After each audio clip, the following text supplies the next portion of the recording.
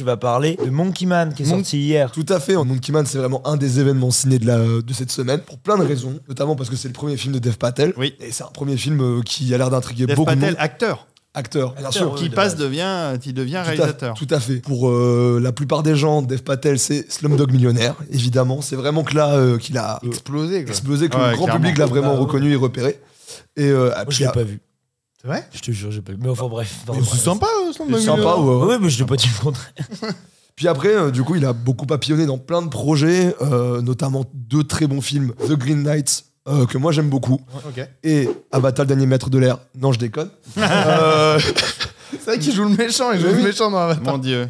Et voilà, et donc... Le film de Night Shyamalan. Ouais. Et puis en fait, depuis quelques temps, du coup, il commence à penser de plus en plus à faire de la réalisation. D'abord, il a fait un premier pas dans la réal avec 2 petits courts-métrages. Un Home Shopper qui est facilement trouvable sur Internet et que je vous conseille parce que c'est plutôt drôle. D'accord. C'est un court-métrage très humour noir qui utilise beaucoup des codes de l'horreur et tout ça. Ah, c'est chouette. C'est vraiment très rigolo. C'est un film récent, hein, donc ces deux tentatives Ouais, là. ces 2 tentatives, elles sont assez récentes. C'est vraiment coup sur coup passé 2015, quoi, tu vois. Et le deuxième court-métrage, c'est complètement autre chose vu que c'est un film d'animation qui est plutôt introuvable en vrai, qui s'appelle Roborovski. Il a gagné plein de prix. Peut-être que c'est bien.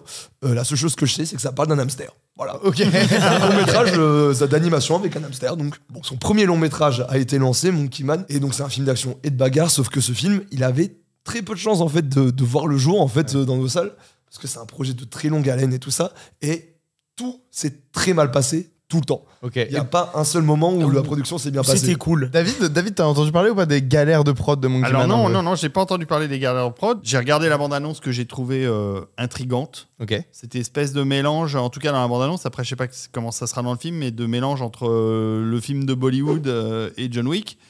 Donc ça a l'air intriguant. On est 2 univers très... Alors non, j'ai pas entendu parler des galères du pauvre... Et nous non plus. Hein. En vrai, là, on s'est préservé. On s'est préservé, on n'a aucune info. On sait juste que ça a été un foutoir, quoi. Carrément. Je vais tout vous raconter. Ok, génial. Mais avant, est-ce que vous êtes déjà abonné à la chaîne YouTube de Kameflex, bien sûr? Ah bah oui, mince. Bien sûr, c'est hyper important. Bah moi, je le fais à chaque fois. C'est hyper important. Yes. On est hyper corpo ici. Putain, on n'a même pas à faire Très les call fort. to action dans notre émission, quoi. C'est les chroniqueurs qui le font à notre place. Mais en fait, déjà, pourquoi on sait les coulisses de Monkey Man? Bah, en fait, ça vient un peu d'un subreddit de Dev Patel, où il a lancé un Ask Me Anything, quelque chose qui se fait très souvent sur Reddit. Du coup, il dit bah salut, je suis dispo pour répondre à vos questions. Il y a beaucoup de comédiens célèbres qui font ça, qui disent bah Ouais. voilà. Et en fait, J'ai ça- envie de discuter, on y va. carrément. Et en fait, c'est un peu en train de devenir un des modes de promotion aussi du film, pour essayer de donner un peu de la proximité Oui, c'est entre ça. les gens et les gens qui participent à des films.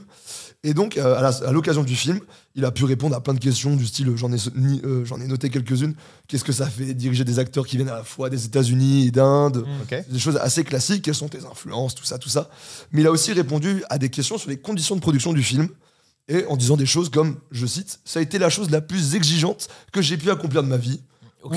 Où on était confronté tous les jours à des catastrophes. Ah. Ok. Donc, il commence à dire des choses. Donc, déjà, avant que le film sorte, les langues commencent un petit peu à se dénouer. Tu vois, Ce qui genre. est hyper rare. Normalement. Ce qui est hyper rare, Ouais. carrément. T'as pas le droit du tout d'en Bah ouais, parler de normalement, ça. en fait, les galères de tournage, on les apprend, mais des années après, quoi. Carrément. Et donc, en fait, pour comprendre un petit peu d'où part le film, il faut revenir en 2018, Ok. où tout le monde était hyper chaud pour le projet Monkey Man. Parce que de base, Dev Patel, donc, il est co-auteur et co-scénariste du film. Et il n'était pas pensé pour être le réalisateur. À la base, ça devait être Neil Blomkamp qui devait Ah ouais. réaliser le film. Ok. Encore un projet annulé de Neil Blomkamp. Maintenant, il y en a des dizaines et des dizaines. Mais en fait, du coup, donc Neil était vraiment pressenti. Il aime beaucoup le projet.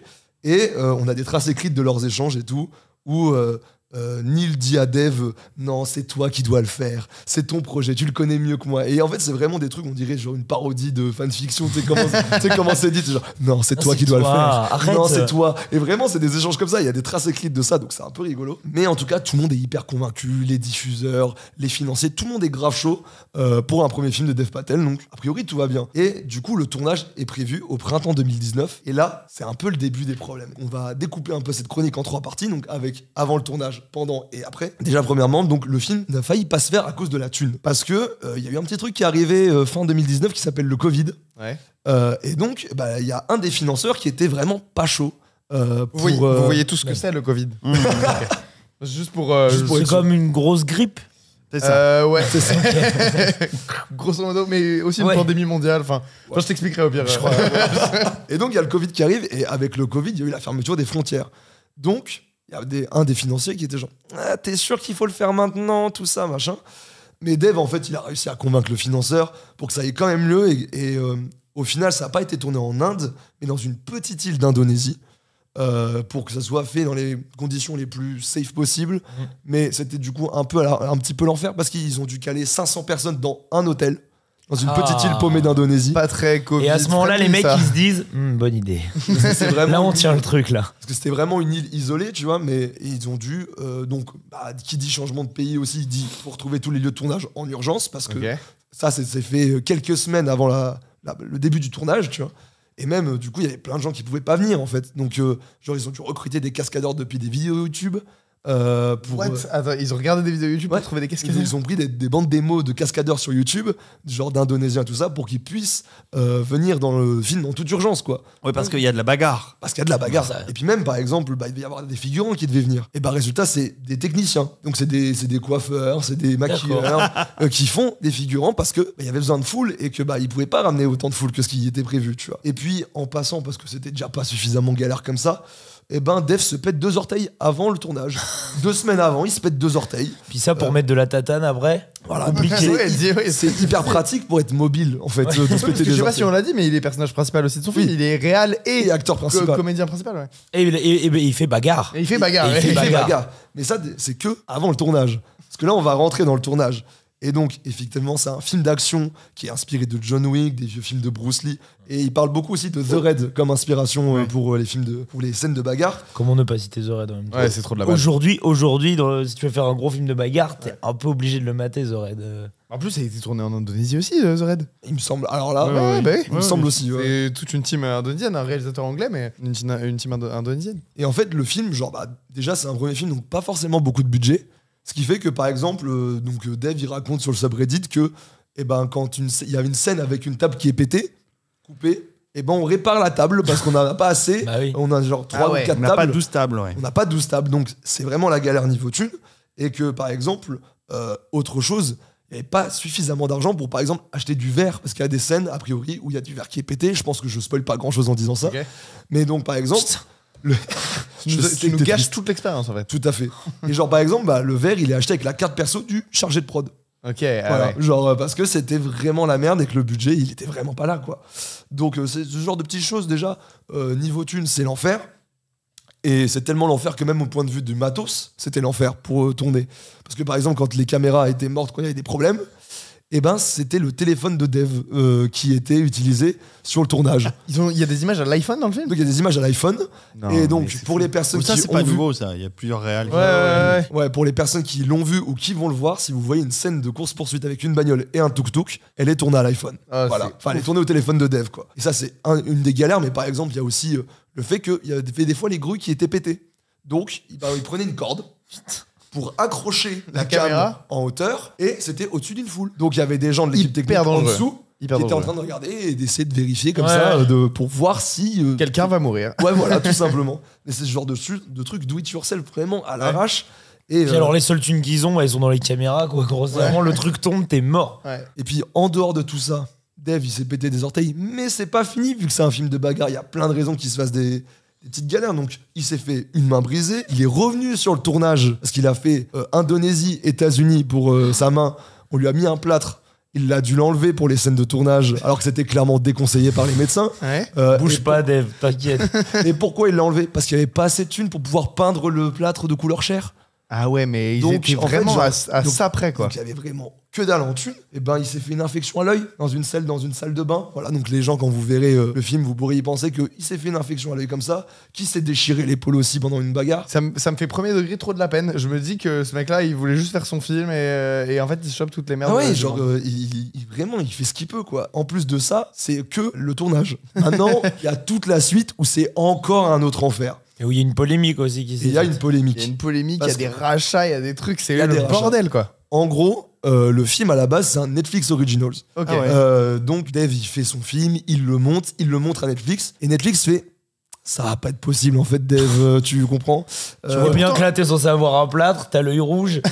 Voilà, faut l'imaginer complètement éclopé, il est au bout de sa vie, tu vois. Il arrive comme ça, il boit, tu fais voilà. Et on lui dit, c'est tout naze, non. Alors pourquoi ils disent non? Eh ben, si vous faites attention, il y a eu 2 bandes annonces de Monkey Man qui sont sorties. Ok. La première sous l'égérie Netflix et la deuxième sous l'égérie de le distributeur dont on parlera juste après. Et il y a une différence notable, c'est que dans la première bande annonce, il y a le drapeau du parti nationaliste hindou qui est donc actuellement au pouvoir. Et dans l'autre bande-annonce, on a un drapeau du Parti communiste. Alors pourquoi ces changements? Parce que Netflix a estimé que ce serait trop problématique, Risqué. que ça pourrait créer une polémique d'avoir le drapeau du Parti indien, qui est très conservateur et tout ça. Et donc, il y a une critique dans le film, a priori. Ouais. On l'a pas vu, mais a priori, il y a une critique là-dessus. Ce qu'on précise, c'est qu'on n'a pas du tout eu le temps de voir le film, mais qu'on a tous très envie de le voir. Et aussi quelque chose, je suis pas du tout expert de la politique indienne, donc je vais pas non plus aller trop loin pour éviter de dire des bêtises que je regretterai plus tard. Donc simplement, Netflix a eu peur de créer une polémique, parce que évidemment que le film est aussi destiné au public indien, qui est très nombreux, donc il peut potentiellement être de nouveaux abonnés et tout ça. Donc ce serait un vrai risque financier à leurs yeux d'avoir un film qui puisse critiquer ça. Et de se brouiller aussi avec la politique indienne, parce qu'il faut rappeler que Netflix est dépendant les plateformes en général sont très dépendantes des lois dans différents pays. Tu vois, en France, les plateformes ont dû se plier à la chronologie des médias, même si elles ont bien cassé les couilles et qu'elles ont fait et à la vraiment production bouger les française, puisqu'il y a un minimum de production. Exactement. France, C'est pour ça qu'il y a des films Disney Plus originaux français avec Éric Judor, etc. C'est une obligation qu'ils ont pour s'implanter en France. Donc se brouiller avec la politique d'un pays, c'est risqué de fou. C'est très très risqué. Et donc, au final, ils ont décidé de rejeter le film complètement. Sauf que du coup, il y a un certain Jordan Peele qui rentre dans l'équation. Lui, il a lui. Qui lui va voir le film et va adorer le film. Et donc, il va faire une sorte de pressing à Universal. Alors, juste, c'est qui Jordan Peele pour les gens qui ne le connaissent pas? C'est tout simplement le GOAT. C'est le crâne qui est sa génération. C'est le réalisateur de Get Out, de Us, de Nope récemment, et qui commence à devenir aussi un producteur assez costaud, notamment dans le monde de l'horreur. Il a relancé tout ça. Il a relancé la 4ème dimension. Oui, il a relancé la série La 4ème dimension. Et avant, il était aussi connu pour Key & Peele, un duo de comiques. Exact. C'est très bien d'ailleurs. Il a une carrière bien fournie, quoi. Carrément, il en a fait des choses, et des choses très bien en plus. Moi j'adore ces 3 films. Ces 3 réals, elles sont trop bien. Carrément. Et donc en fait, Universal décide de reprendre le film. Et donc dans la deuxième bande-annonce de Universal, du coup, on voit que c'est un autre drapeau parce qu'ils ont affaire à la même problématique, ils ont trouvé le film très bien.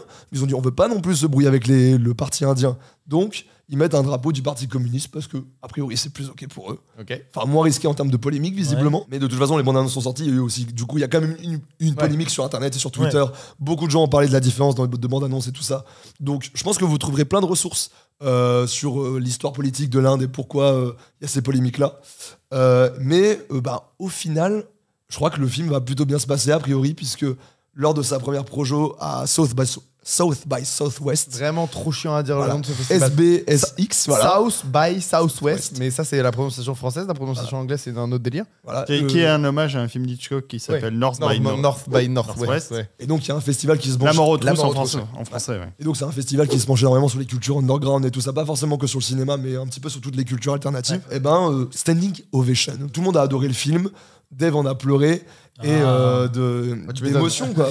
Ouais, parce qu'il y a un truc où tu t'es tellement donné sur un film où il n'y avait pas un rond et où ça se battait pour avoir le moindre truc, que je pense que quand t'arrives à ce stade-là et que le film plaît, fatalement. Carrément, tu vois. Oui, surtout qu'il faut pas qu'il arrête la mise en scène parce que visiblement le film est cool, donc ce serait dommage que le mec s'arrête en si bon chemin, et il a l'air intéressant, ce mec. Carrément, et puis même si on a un regard un peu plus cynique, Universal a fait un très bon deal en reprenant Monkey Man parce qu'il était déjà rentable au bout de 3 jours de diffusion sur le territoire américain. Ok, d'accord. Donc, rien que ça.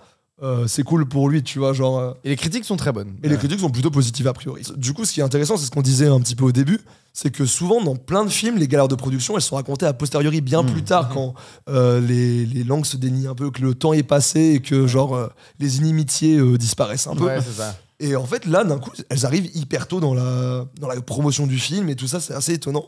Et moi, je sais pas votre avis, on pourra en parler ensemble avec aussi vous, le chat. Est-ce que la grève récemment à Hollywood pousse aussi à expliquer quand une production se passe mal, pour quelles raisons elle se passe mal? Est-ce qu'il y a une libération de la parole qui se fait aussi par rapport à ça? Parce qu'en termes de chronologie et de temporalité, ça pourrait un peu coller. Je sais pas. T'as peut-être raison, c'est peut-être aussi tombé à ce moment-là où il y a eu un ras-le-bol et les gens avaient besoin de gueuler aussi à un moment donné. Et ça a peut-être aidé... À ce que ça se fasse Carrément, et ça crée aussi un narratif au film. Hein. D'un point de vue marketing, c'est pas une idée idiote de dire voilà, le film on en a chié. Moi je me suis pété tel orteil, telle déchirure de l'épaule, t'as dit, je sais plus. Ouais, mais le fait de dire Netflix nous a lâchés, est-ce que c'est vraiment une bonne chose aussi, juste si t'es d'un point de vue purement carriériste? Tu vois, pour Dev, du coup, il se ferme les portes de Netflix, tu vois. Ouais. Donc en fait, est-ce que ça vaut... Pas certain, hein, parce que si le film a une bonne exploitation, Netflix s'intéressera à nouveau à lui. Ouais. Il y a Mister HS sur Twitch qui nous dit j'ai vu le film et pour le coup, malgré tous ces problèmes, on ne les remarque absolument pas. Ça fait pas du tout production fauchée. Okay. Et déjà que je trouvais le réal incroyable, la réal incroyable, maintenant que je sais tout ce bordel, c'est encore plus impressionnant. Bah, trop bien. Surtout que pour un premier film, et je crois qu'il fait un vrai succès, mérité en salle. C'est donc super pour Dev Patel et pour toute l'équipe. Donc voilà encore un avis positif. On va courir le voir au cinéma. Ouais, carrément. Cette semaine, on va aller voir ça. Si ça vous a plu, je vous recommande très fortement d'aller découvrir cette vidéo où je vous raconte comment un figurant a montré son machin en direct dans un plan et ils l'ont gardé dans le film. Bref, je vous en dis pas trop, je vous laisse découvrir ça dans cette chronique. Je vous rappelle aussi que Caméflex est dispo en podcast. Voilà, si vous voulez réécouter toutes les émissions dans leur globalité, vous pouvez aller sur toutes vos bonnes plateformes de podcast, tapez Caméflex et vous trouverez notre émission.